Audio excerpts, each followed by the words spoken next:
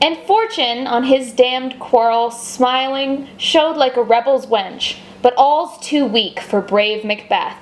Well, he deserves that name, disdaining fortune, with his brandished steel, with smoked, with bloody execution. What?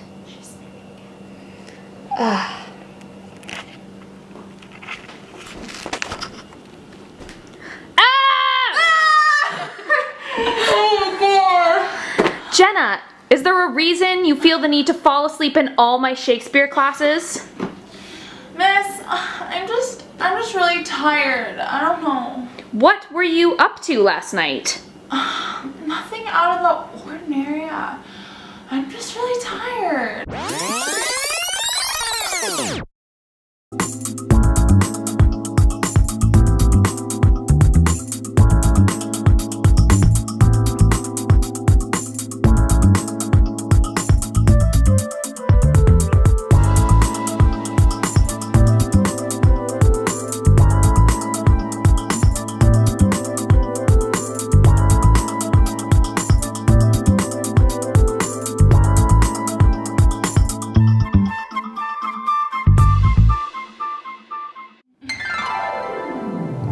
Guys, not only does lack of sleep affect your grades, but it also has detrimental effects on your health.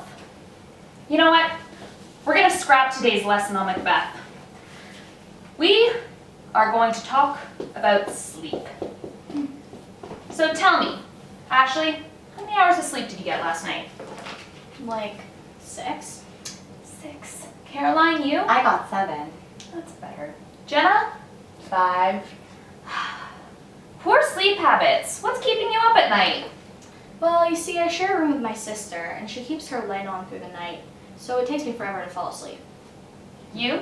I have to go to volunteering, and then I have swimming, and by the time I get home it's 9 p.m., and then I have to start my homework. How am I supposed to sleep on time? Jenna? I've just got a lot on my mind. 60 to 70% of teens live with borderline to severe sleep deprivation. That's a lot of sleepy people.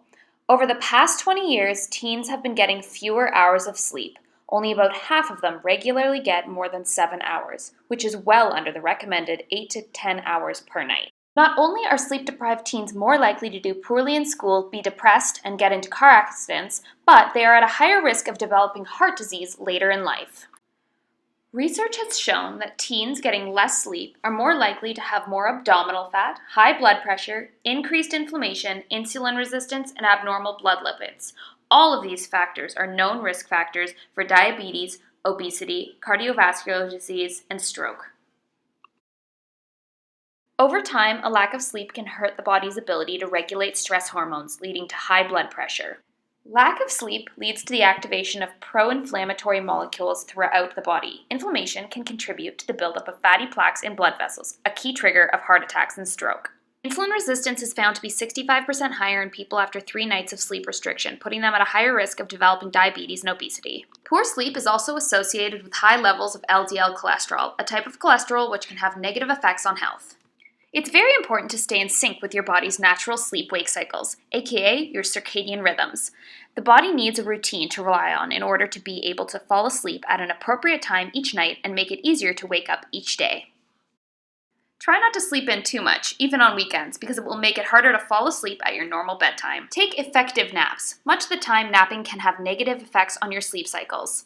If you need a little energy boost, limit your naps to 15 minutes in the early afternoon. Try to fight drowsiness during the day, especially as bedtime approaches. Remember, the more regular your sleep schedule is, the less tired you'll be during the day.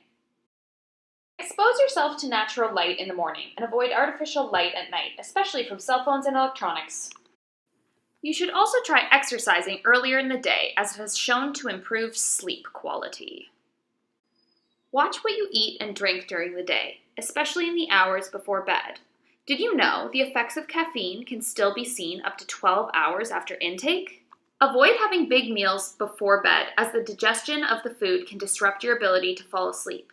An abundance of sugar and carbohydrate intake during the day can trigger wakefulness during the night. Also, drinking too much liquid before going to sleep can result in having to wake up for a bathroom break in the middle of the night, decreasing your quality of sleep. Make sure that you take time to turn off the lights, unwind, and relax before going to bed to improve your quality of sleep and decrease the time it takes to get to sleep. Doing all these things will help you sleep and in turn help prevent cardiovascular disease and improve your overall health. Remember, sleep is a priority.